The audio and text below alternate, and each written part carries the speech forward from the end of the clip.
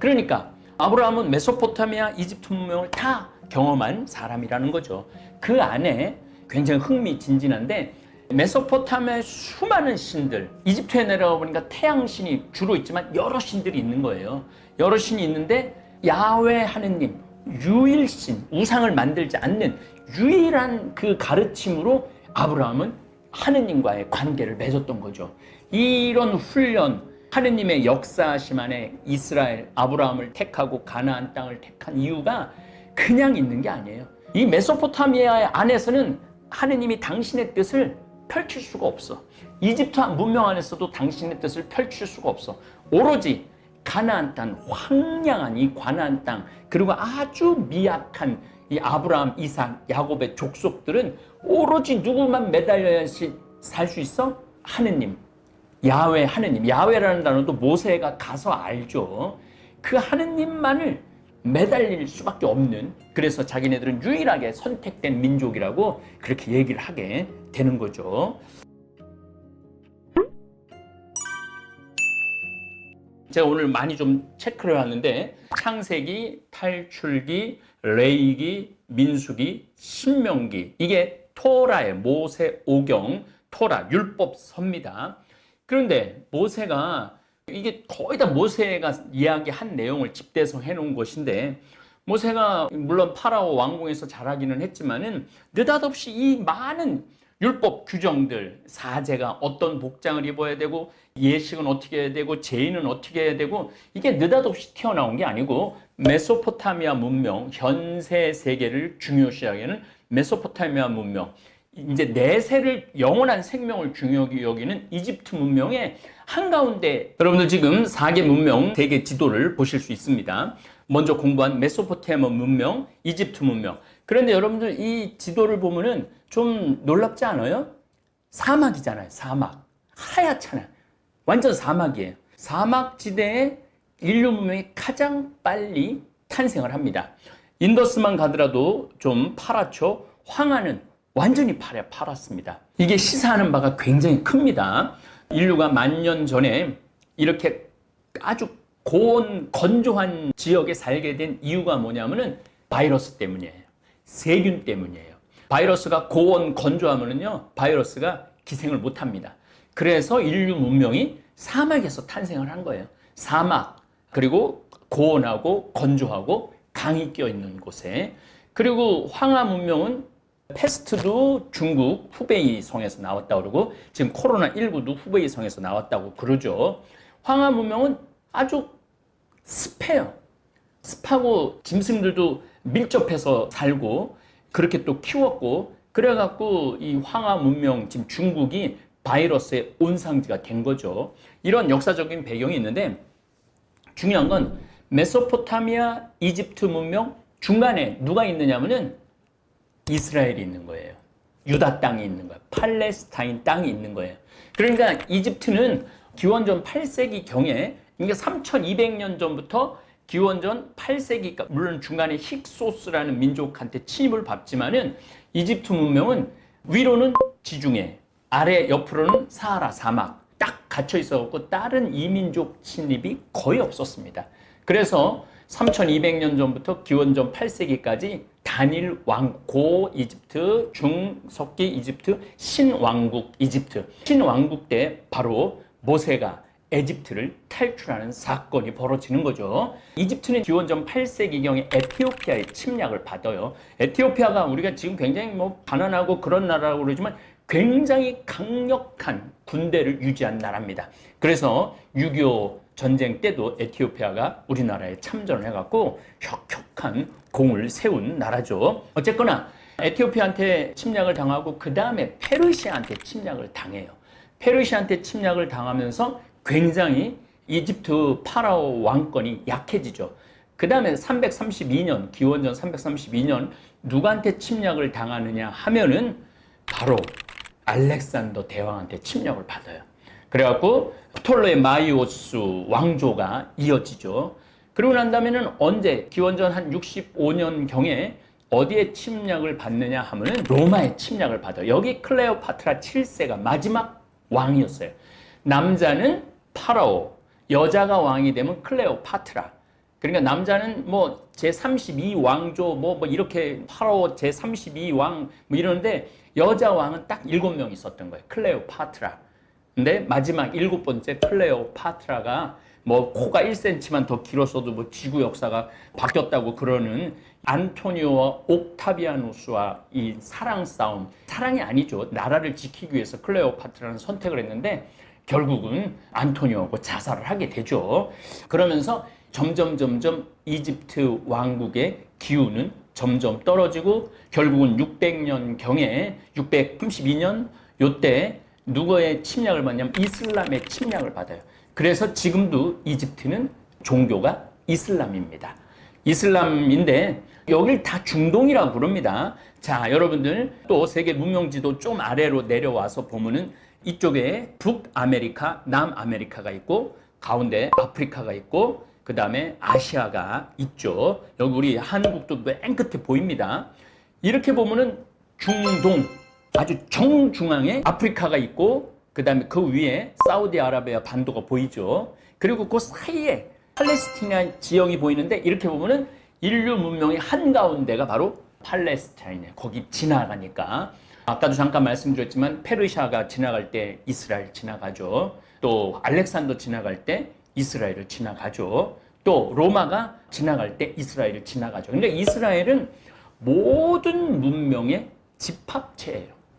모든 문명의 집합체, 이스라엘 다 지나가기 때문에 여기가 아니 왜 느닷없이 모세가 뭐라고 모세가 하는 일을 봐봐. 안식일에 바치는 제물 이게 모세가 나온 거예요. 안식일, 토요일. 그러면은 일, 월, 화, 수, 목, 금, 토 토요일을 마지막 날로 보고 주님의 날로 정했는데 이거는 어디에 영향을 받은 거예요? 메소포타미아 문명을 받은 거예요. 왜냐하면 월화수목금 토일을 만들어낸 문명이 메소포타미아 문명이거든요. 이게 지금 민수기 28장에 나오는 거예요. 레위기는 또 앞에도 많이 있는데 또 이스라엘과 이민족의 관계 주 너희 하나님께서 너희가 차지하러 들어가려는 땅으로 너희를 데려가시고 많은 민족 곧 너희보다 수가 많고 이제는 이집트를 떠나서 누구를 만나느냐면은 강한 7민족인 히타이트 여러분들 히타이트 철기 만들어낸 문명이죠. 기르가스족, 아모리족, 가나안족은 원래 가나안 지역에 이스라엘 아브라함이 들어가서 뺏은 거예요. 원래 주인은 가나안이었죠. 프리즈족, 히위족, 여부스족 이게 다 어디의 명칭이냐면 메소포타미아의 명칭입니다. 메소포타미아. 그래서 여러분들은 이스라엘을 이해하려고 그러면은 모세 오경을 이해하려고 그러면은 또 다윗, 솔로몬 그 후로 바빌론 유배 이런 것들을 이해하려고 그러면은 이집트 문명과 메소포타미아 문명을 이해를 해야 된다는 거예요. 자, 이제 이집트 문명으로 들어가도록 하겠습니다. 이집트 문명 아주 흥미진진합니다. 기원전 3200년부터 시작해갖고 332년 알렉산더 대왕이 정복할 때까지 고유한 문명을 지녔어요. 나일강 하류에서 번성을 한 문명입니다.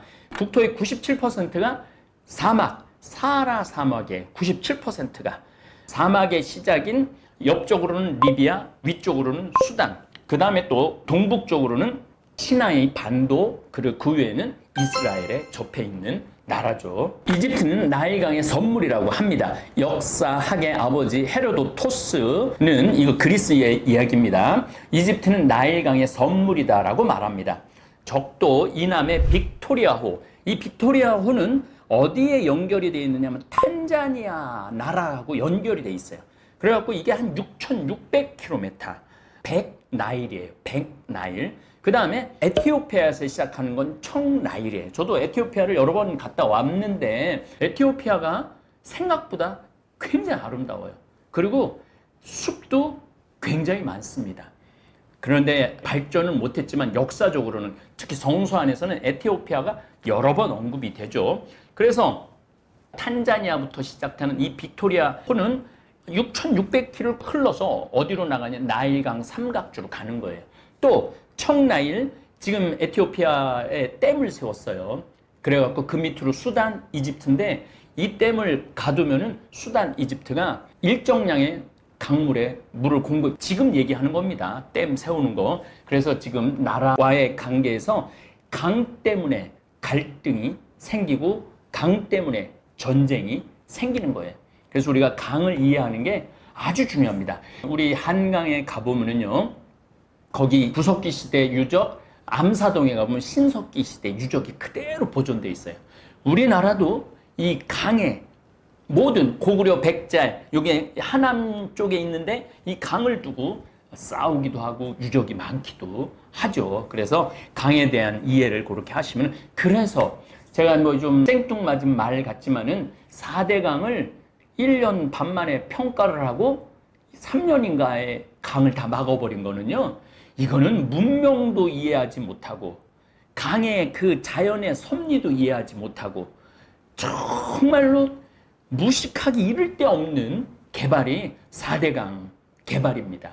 지금 중국은 탄샤댐 밑에 댐 하나는 폭발을 했죠. 왜냐하면은 댐이 이렇게 있으면은 물을 계속 가두면은 위에서 물을 내보내려고 해도 강물에 막혀서, 댐이 이렇게 있으면은 강물을 내보내도 이 댐물에 막혀갖고 물이 나가지를 못해요. 산샤댐에서 물을 방류를 이제 어마어마하게 해야 되는데 밑에 그 댐 하나가 있는데 그 댐을 지금 폭발을 했어요, 중국은.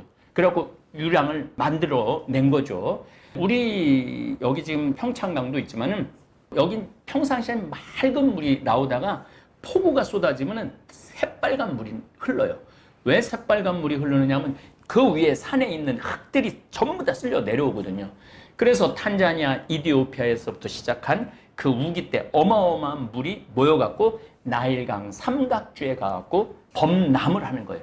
그러면 아주 그 기가 막히게 새카만 옥토죠. 거름이 많은 것이 나일강 삼각주에 가서 범람을 하게 되면은, 여기서 보면은 이쪽은 동쪽, 이쪽은 서쪽이죠. 서쪽으로는 알렉산드리아, 동쪽으로는 포트 사이트. 그리고 여기에 이 강 넓이가 얼마냐면은 240km 넓이에요. 길이는 160km. 이 강에 범람을 하기 때문에 여기다가 농사, 밀농사든 보리농사든 쌀농사든 벌써 3200년 전부터, 그래서 실질적으로 여러분들 지금 나일강 삼각주를 보고 계신데 이 지역에는 1년에 비가 얼마가 오느냐면 10mm 내지 40mm가 채 안 옵니다. 그러니까 아예 비가 안 오는 거예요. 그래서 상용 문자에서 비라는 단어를 거의 찾아볼 수가 없다고 그래요. 그냥 범람이죠. 그래서 이 어마어마한 이 땅에 그 비옥한 토양이 형성이 됐기 때문에 이집트 문명이 탄생을 한 것이죠. 그래서 그 위에 보이는 건 여러분들 지중해입니다. 이 위로 지금 바다가 보이죠. 지중해이기 때문에 이 고대 이집트 나일강 삼각주는 식량 창고였어요. 그래서 지중해를 정복하기 위해서 나일강 식량 창고를 먼저 정복해야만 했습니다. 그래서 페르시아도 들르고 한니발도 옆에 들르고 뭐 나중에는 하다 못해 누가 정복 전쟁에 나가냐면 1800년에 나폴레옹까지 이집트를 정복하려고 정복 전쟁을 내려옵니다. 그러니까 이집트도 굉장히 안정된 국가기는 했지만은 점점 이집트의 나일강 삼각주의 위력을 알고부터는 이집트를 끝도 없이 많은 민족들이 침범을 했죠. 그래서 6세기, 7세기경에 이슬람이 정복하고는 계속 이슬람 종교, 그래서 중동 지역에 지금 이란, 이라크, 사우디아라비아가 자기네들이 이슬람의 종주국이라고 하지만은 지금 이집트는 인구가 1억이 넘습니다. 1억이 넘는데 이집트가 현재로는 이슬람의 종주국이라고 가장 강력한 힘을 가지고 있는 나라라고 볼 수 있습니다. 어쨌든 벌써 성서에 이제 창세기 12장 10절부터 이집트 얘기가 나와요. 창세기 12장 10절, 그 땅에 기근이 들었다. 가나. 여기 가나. 가나는요, 매일 기근이 드는 지역이라고 생각하면 돼요.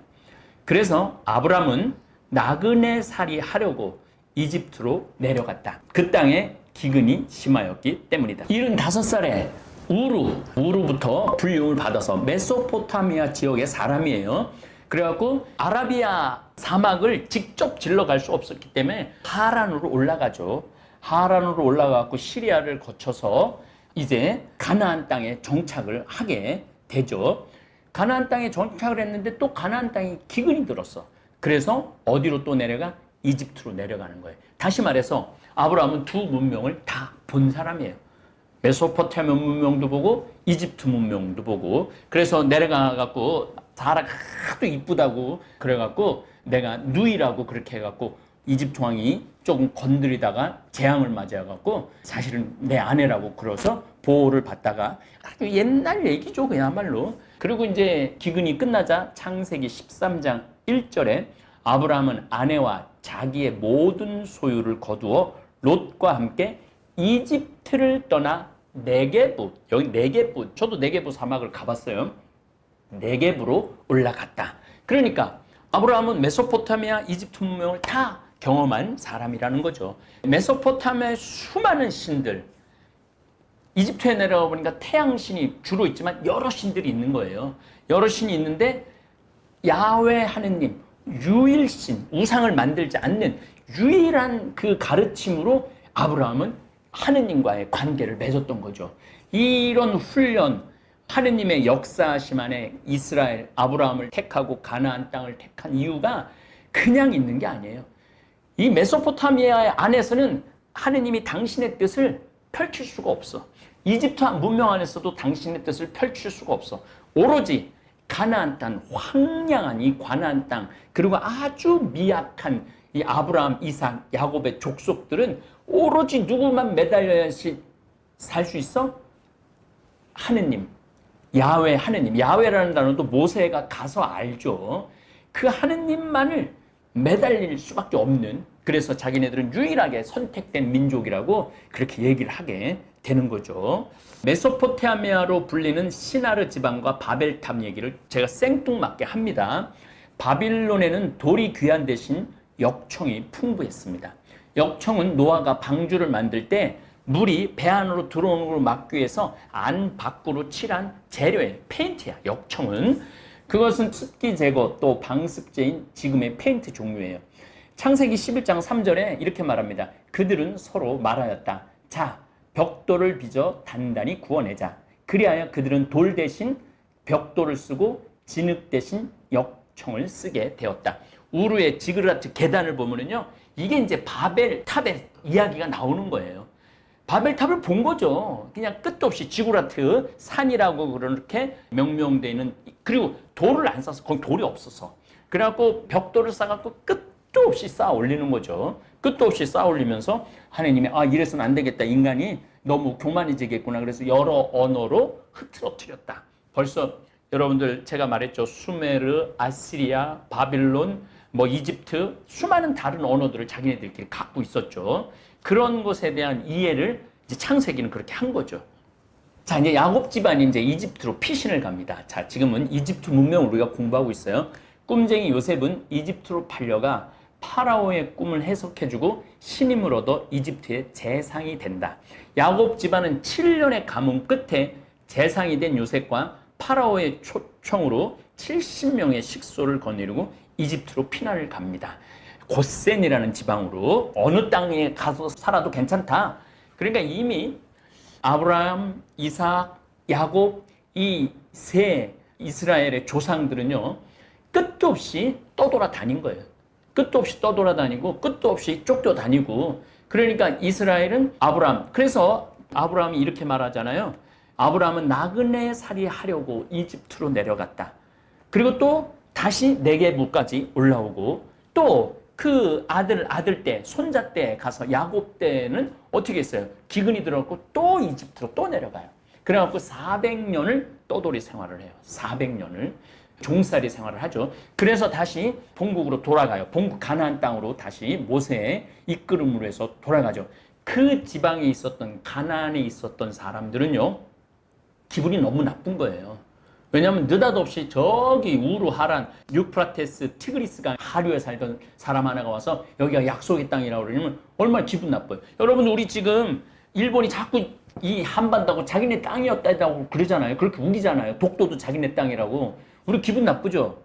이번에는 만약에 그런 문제로 갈등이 생기면은 이번에는 대한민국 국민들이 1905년 을사늑약 때 나라 빼앗기듯이 그렇게 빼앗기진 않을 거예요. 아마 이번에는 일본하고 우리 땅을 침략하려고 그러면은 저부터도 앞장서서 그건 이제 용서할 수가 없는 민족이 일본 민족이죠. 지금 일본은 코로나19도 방어를 못하고 있고, 그 다음에 지금 대지진 전조가 자꾸 일어나고 있고, 벌써 폭우가 와갖고 어마어마한 이재민이 일어나고 있고, 이제 조금 있으면 이제 태풍이 몰려 올라올 거예요. 그럴수록 일본은 어디를 탐할 것 같아요? 한반도를 탐하게 돼 있어요. 그래서 일본하고 우리나라하고의 관계처럼 가나안 팔레스타인 사람들, 모압족, 암몬족, 그 다음에 지금 팔레스타인 사람들, 우리하고 일본하고 감정하고 유다인하고 그 주변 민족 감정하고 거의 똑같은 거예요.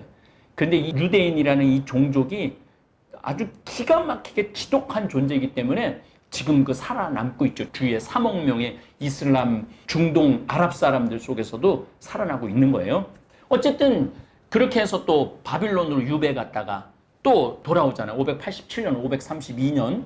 그렇게 하다가 한 500년 살다가 기원 후, 예수님 탄생 후 70년에 티투스 장군이 완전히 무너뜨려갖고 하드리아누스 황제라는 사람이 이 유대 민족은 지독한 놈들이니까 유대 땅에 살면 안 된다. 그래갖고 전 세계로 흩어져 버려봅니다. 그래서 디아스포라 공동체가 탄생을 하고 폴란드로 떠돌아다니다가 스페인으로 떠돌아다니다가 또 프랑스로 떠돌아다니다가 독일로 떠돌아다니다 결국은 어디까지 가게 돼요? 결국 미국까지 가게 되죠. 그러면서 전 유럽에 떠돌아다니는 사람을 누가 죽이려고 그래? 히틀러가 700만 죽였잖아요. 600만, 700만. 홀로코스트라는 것이 대량 학살이라는 뜻이에요. 그러면서 이게 우리가 나라가 없어서 그런다. 2000년 동안 떠돌아다니면서 다시 돌아가자. 그게 시오니즘이에요. 시온으로 돌아가자. 우리 원래 하느님께서 주신 약속의 땅으로 돌아가자. 그래서 1948년 5월 14일 날 독립을 하죠. 그러면서 느닷없이 2000년 동안 가나안 땅에서 아주 행복하게 살던 팔레스타인 사람들이, 아랍 사람들이 저게 뭐야? 그러면서 1차, 2차, 3차, 4차, 5차, 6차 중동 전쟁까지 하면서 결국은 미국의 후원을 받는 유대인들이 지금도 거기서 아주 떳떳하고 당당하게 미안한 거 없이 살아가고 있는 족속이 바로 유대인입니다. 400년 동안 유다인은 이집트 문명 안에서 생활을 합니다. 그러니까 완전히 이집트 문명에 젖어 산다고 봐야죠. 그래서 유대인의 사상인 이집트 문명을 이해해야만이 헤브라이즘을 이해할 수 있습니다. 헤브라이즘은 히브리 사람들의 사상이에요. 유일신 사상, 선민 사상, 그 다음에 메소포타미아와 이집트 문명을 합친 사상, 이게 헤브라이즘이에요. 그 다음에 이제 헬레니즘이라는 게 있어요. 바로 그리스, 인본주의, 쉽게 말하면은 소크라테스, 아리스토텔레스, 그 다음에 수많은 사상가들이, 그 다음에 호메로스, 서사시, 이런 그리스 문명, 히람 문자를 쓰는 이 그리스 문명, 이 알렉산더 대왕이 그 그리스 문명을 확 페르시아까지 하면서 헬레니즘 문명이 완전히 전 지중해를 휩쓸죠. 어쨌든 그리스 문명하고 헤브라이즘 문명은 서양 문명의 양대 산맥이 됩니다. 그래서 서양 유럽이 뭐 이제는 패권이 미국으로 넘어갔고 이제 막 중국으로 넘어오려고 그러는데 지금 미국하고 중국하고 싸우고 있는 거죠. 메소포타미아, 이집트서부터 시작된 것이 터키, 그리스로 넘어가고 로마로 넘어가고 로마가 유럽이 되고 유럽에서 미국으로 넘어가고 미국에서 일본까지 왔다고 봐야죠. 그런데 이제 우리나라하고 중국이 세계 역사의 한가운데 지금 쓰려고 그러니까 이게 미국이, 일본이 가만히 있지를 않는 거예요. 이런 갈등 속에서 우리가 여러분들이 이런 역사를 이해하면 훨씬 세상을 이해하는 데 도움이 많이 될 거라고 생각을 합니다. 그런데 이제 모세가 아주 많은 규정들을 냈어요. 모세가 많은 규정들을 냈는데 이것은 이집트에서도 문명 안에서도 있었고 메소포타미아 문명 안에서 있었던 이야기입니다. 신명기 12장 29절을 보면은 주 너의 하느님께서 가나안의 우상 숭배를 경고하다. 이게 유대인한테 하느님이시기 때문에 우상을 숭배하지 말라. 상을 바알상, 아세라상, 아스롯상 이런 것들을 세우지 말라는 게 그 상을 세우면 하느님이 그 안에 갇혀지는 거죠. 하느님은 온 우주의 주인이기 때문에 조그만 상에 갇혀질 수가 없다라는 것을 유대인들한테 끝도 없이 이야기하고 합니다. 주 너희 하느님께서 너희가 가서 쫓아내려는 민족들을, 이게 이 말도 참 웃긴 거예요. 원래 가나안 사람들이 살고 있었는데 이제 거기 가나안 땅에 들어가면은 너희가 가서 쫓아내려. 그러니까 얼마나 이기적인 민족이에요, 유태인이. 아주 이기적인 민족이에요. 그리고 자기네들만 깨끗하다고 정결례, 미크베 뭐 이런 데서 목욕하고 자기네들만 깨끗하고 할례하고 막 이러면서 전 세계의 미움을 받는 게 유대인입니다. 지금도 사실은 로스차일드가라고 유대인 은행가인데 전 세계의 돈을 유대인이 거의 뭐 반 이상을 좌지우지한다고 그래도 다른 말이 아니죠.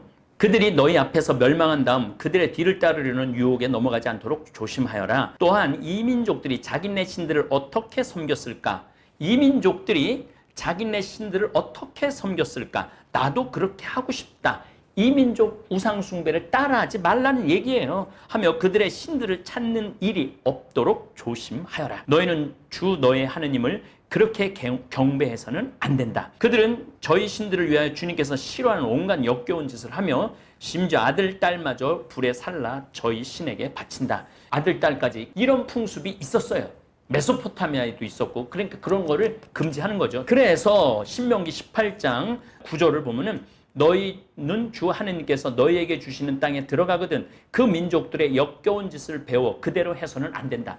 원래 그 지역에 살던 팔레스타인 사람들, 가나안 사람들 자기네들이 쫓아내고 그 지역의 풍습을 따르지 말라는 얘기예요. 너희에게는 제 아들이나 딸을 불 가운데로 지나가게 하는 자와 점쟁이와 복술가와 요술사와 주술사 그리고 주문을 외우는 자와 홀령이나 혼백을 불러 물어보는 자와 죽은 자들에게 문의하는 자가 있어서는 안 된다. 이거는 두 가지 문화가 겹쳐 있어요. 이집트 문명에서도 특별히 메소포타미아 문명의 주술사들이 많았어요. 왜냐하면은 지금 중국, 일본이 홍수를 겪듯이 메소포타미아 사람들이 홍수를 많이 겪어서 이런 주술사들한테 많은 주술을 하도록 했죠.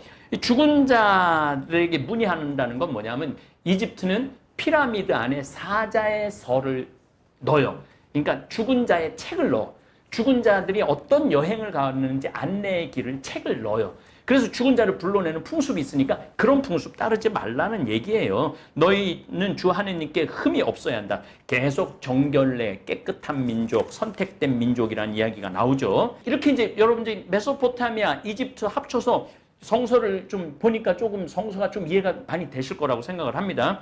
신명기 23장 18절에서 19절을 보면은 신전 매음에 관한 규정. 이스라엘에 따른 신전 창녀가 되어서는 안 되고, 제가 메소포타미아 문명 얘기할 때 얘기했죠. 난나, 두무지 둘이서 흉년이 들면은 성행위를 지브라트스 위에서 했고 밑에도 사람들이 했어요. 성행위는 생명을 탄생하는 의미로. 그런데 이스라엘의 아들은 신전 남창이 돼서도 안 되고 신전 창녀가 돼서도 안 된다고 얘기를 하죠. 너희는 창녀의 해옥값이나 남창의 몸값을 주 너의 하느님의 집에 어떤 서원 제물로도 가져와서는 안 된다. 주 너의 하느님께서 둘 다 역겨워하신다. 그러니까 아주 독특한 야훼 신앙이 발달하는 거죠. 이집트, 그 다음에 가나안, 레반트, 시리아까지 합치는 지역을 레반트라고 그러잖아요. 그래서 그런 이방의 풍습을 다 역겨워하니까 해서는 안 된다고 이렇게 이제 서서히 이스라엘의 고유한 야훼 하느님 신앙이 자라기 시작하는 거죠.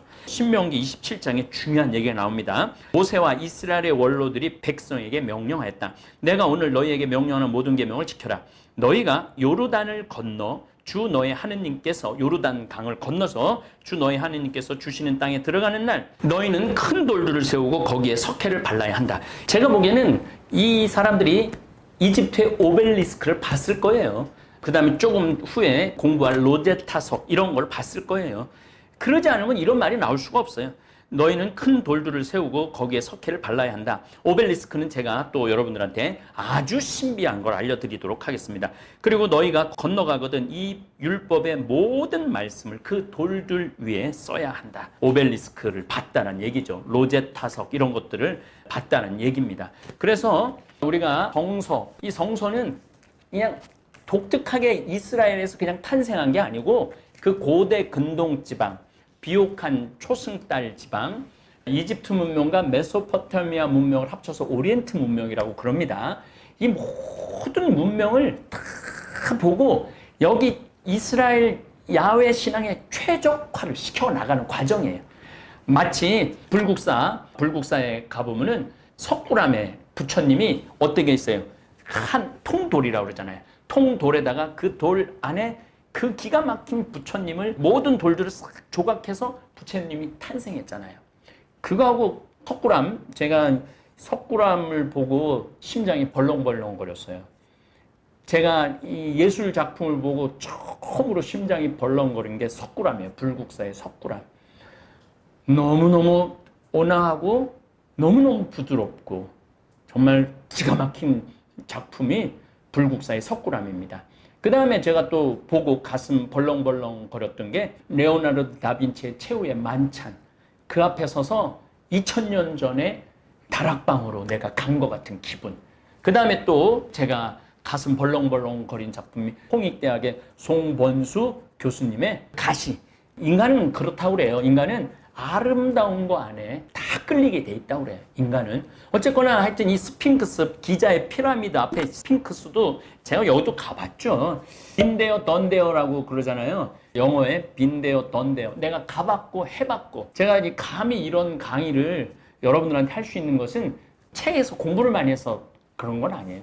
전부 다 가본데 가봤고 거기서 느꼈고 깨달은 거를 여러분들한테 전해드리는 겁니다. 어쨌든 석굴암에 부처님을 통돌에서 그대로 조각해냈다고 그러잖아요. 조각하는 분이.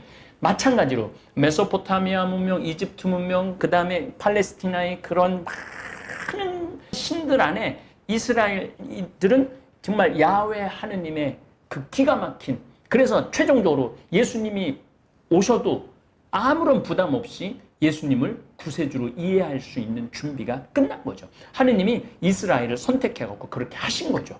그 신비한 거예요. 신비한 거예요. 그래서 이 구약성서 한마디 한마디가 다 정말로 흥미있고 재미있고 그 다음에 깊이가 있고 신비가 있고, 신약시대 와갖고 예수님이 오셔갖고 하신 말 한마디 한마디는 구약성서 전체를 이해하고 계신 거예요. 제가 보기에는 예수님이 하신 말씀 한마디 한마디가 구약성서 전체를 온전히 이해하고 계신 거고, 그 다음에 로마 문명도 이해하시고 그리고 그리스 문명도 이해하신 거예요. 그렇기 때문에 그런 언어를 쓸 수 있고 그러한 당신의 과감한 행동을 할 수 있었고, 그리고 구원 때가 찼다, 하느님 나라가 가까이 왔다, 회개하고 복음을 믿어라, 그리고 당신이 바로 구원의 희생 제물이 되셔갖고 우리를 구원 하늘나라로 초대해 주신 거죠. 이런 이해도가 이렇게 창세기부터 쭉 하면서 주변 문명을 이해하면서 훨씬 예수님의 그 말씀이 깊이 있게 느껴집니다. 어쨌든 이집트 문명에 대한 이야기를 하도록 하겠습니다. 왕은 막강한 권력을 갖고 있어서 태양의 아들이다. 라신이에요. 라가 태양신이에요. 그러니까 태양의 아들이라고 했어요. 왕이 죽은 뒤에 피라미드라는 거대한 무덤을 세웁니다. 왕의 시체를 미라로 만들어서 그 속에 넣었어요. 왜냐하면 이집트 사람들은 외부의 침입을 거의 한 2500년, 3000년 동안 거의 안 받아요. 그렇기 때문에 되게 편안했어요. 왜 편안했느냐면 나일강 그 삼각주의 범람, 때가 되면 정확하게 범람을 하고 거기에 농사를 짓고 먹을 게 흘러 넘쳤거든요. 그래서 피라미드를 질 때 노예를 데려다 안 했다는 거 아니에요. 다 피라미드 짓는 사람들한테 다 일당을 주고 일을 시켰다는 거예요. 그리고 피라미드를 짓는 사람들도 일당을 받으면서 그 거대한 무덤을 지으면서 왕도 가지만은 자기네들도 죽음 이후의 세계에 자기네들도 초청받는다는 그런 기쁨으로 그 어마어마한 피라미드를 졌던 것이죠.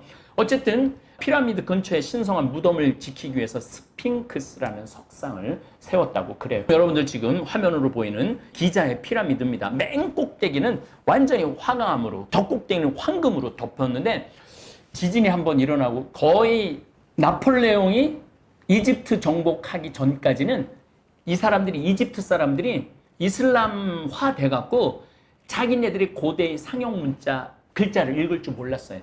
그런데 고고학자들이 로제타석이라는 걸 발견하고 그거를 기초로 해서, 그리스어로 기초로 해서 점점 상형 문자를 읽기 시작해갖고, 그러니까 2000년 만에, 쉽게 말하면 2000년 만에 이집트 문명이 다 드러난 거예요. 그동안 2000년 몰랐던 거예요. 이런 것도 정말 우리가 생각하면 가슴이 정말 벌렁벌렁 거리는 거죠. 지금으로부터 5,000년 전 역사, 4,000년 전 역사, 3,000년 전 역사가 그동안 2,000년 동안 딱 덮여 있었던 거야. 그런데 이 로제타석이라는 하나로 모든 상형 문자 해설이 되면서 사자의 석까지 다 찾아. 이게 바로 우리 지금 현대 문명이 누릴 수 있는 혜택이죠. 어쨌든 하여튼 천문학, 수학이 발달했고 상형 문자를 만들어서 기록을 만들었죠. 이집트는 관계 농업, 물을 대는 농업에 필요한 과학기술이 발달합니다. 왜냐하면 한번 딱 넘치잖아요? 넘치고 나면은 전부 다 이제 밭의 경계가 없어져요. 그렇기 때문에 측량술이 발달할 수밖에 없죠. 이거 우리 땅이었는데, 여기 우리 땅이었는데, 다 없어졌네? 이집트 사람들은요, 그래서 측량 기술을 굉장히 발달을 했어요. 그 다음에 물이 이렇게 탑을 세워갖고, 저도 거기 가봤어요. 강 높이가 15m다, 20m다, 25m다. 그런데 이 측량 장면이 어디에 가면 되냐면, 갈릴레아의 세포리스에 가보면요, 바닥에 그게 있어요. 그 그림이 있어요. 세포리스, 2000년 전 예수님 시대에 나자렛에서 성모님이 저기 가갖고 올리브 좀 사갖고 와라. 그러면은 예수님 막 뛰어가갖고 세포리스라는 곳에 가갖고 그 수도였죠. 갈릴레아 지역의 수도였는데 거기에 그 이집트 나일강에 그림이 있어요. 그 다음에 그 강 높이를 측량하는 측량 그 그림이 모자이크로 바닥에 있어요. 아주 중요한 여러분들한테 설명을 해드립니다. 저게 나일강 수위 계산하는 거예요. 수위. 그래서 나일강이 6m가 넘으면은 범람을 하게 되죠. 그래서 그런 치수. 그래서 이집트 문명이 굉장히 우리가 생각하는 것 이상으로 굉장히 높은 문명이에요. 그래서 이집트 주위에 무슨 사슴, 호랑이, 이런 그림들이 다 있는 이유가 이집트 문명이 4,000년, 그러니까 지금으로부터 한 5,000년, 6,000년부터 문화가 형성돼 있었던 것이니까 이스라엘에 영향을 미칠 수밖에 없었죠. 그리고 예수님은 그 문화도 너무너무 잘 알고 계셨던 것이죠. 이게 2,000년 동안 보존되어 있다는 것 자체만 하더라도 우리가 역사의 숨결, 예수님의 현장으로 되돌아갈 수 있는 거죠. 그래서 이스라엘 성지순례를 하다가 보면은 그 예수님이 만져져.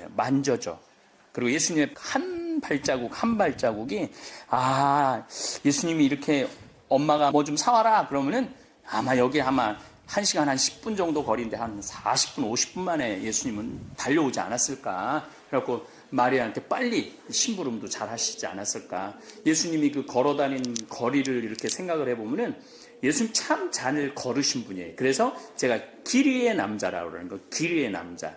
도사인 거죠. 그래서 예수님 한 말씀 한 말씀이 그렇게 깊이가 있고 사람들 알아듣기 쉽고 온 세상을 아우르는 말씀들을 사복음 안에 우리가 엿볼 수 있는 거죠. 예수님 목수셨지만은 사실은 유대 땅에는 그렇게 나무가 많지 않았어요. 목수는 어떤 의미도 같이 겸해하냐면 석공이에요, 석공. 그러니까 예수님이 물론 어렸을 때 이집트에 피난 갔다는 성서 구절도 있지만은 예수님은 그 전에 이미 다 알고 계셨던 거예요. 모든 문명을. 참 내가 그 세포리스에 가고 나일강 범람하는 그 모자이크가 그 갈릴레아 지방에 이집트 사자 이런 것들도 다 있어요. 사슴 이런 것들도 밑에 또 시기를 언제 홍수가 일어나는지 천문학이 발달하고 태양력이 만들어집니다. 태음력은 메소포타미아, 태양력은 이집트에서 나오죠. 홍수로 사라져버린 밭의 경계를 가려내면서 측량술과 수학이 발달을 합니다.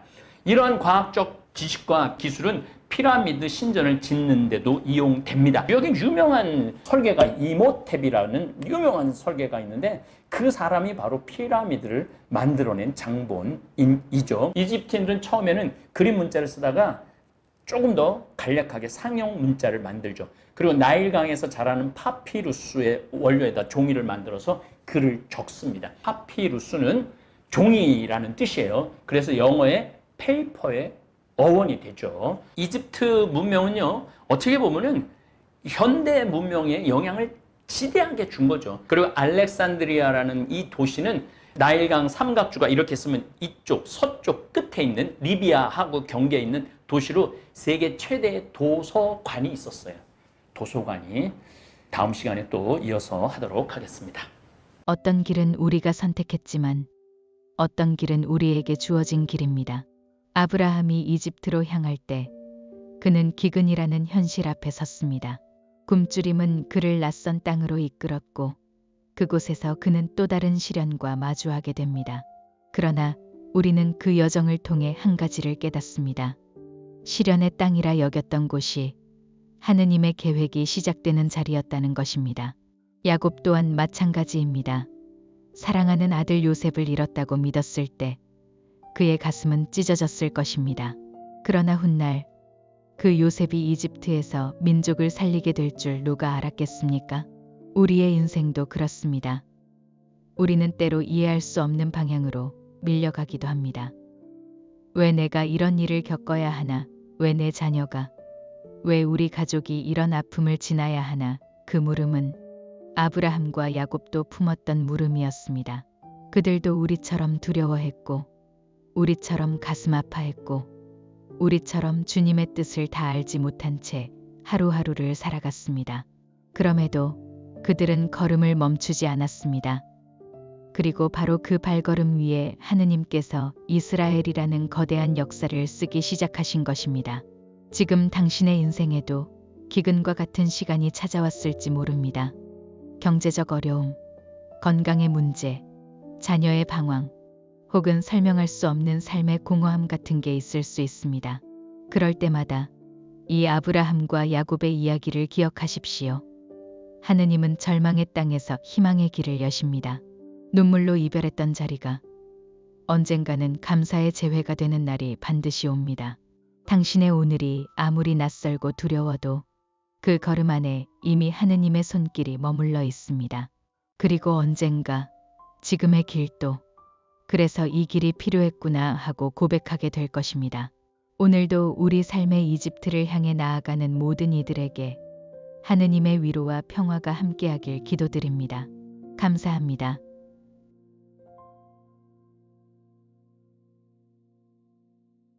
하늘에 계신 우리 아버지, 아버지의 이름이 거룩히 빛나시며 아버지의 나라가 오시며 아버지의 뜻이 하늘에서와 같이 땅에서도 이루어지소서. 오늘 저희에게 일용할 양식을 주시고 저희에게 잘못한 일을 저희가 용서하오니 저희 죄를 용서하시고 저희를 유혹에 빠지지 않게 하시고 악에서 구하소서. 아멘.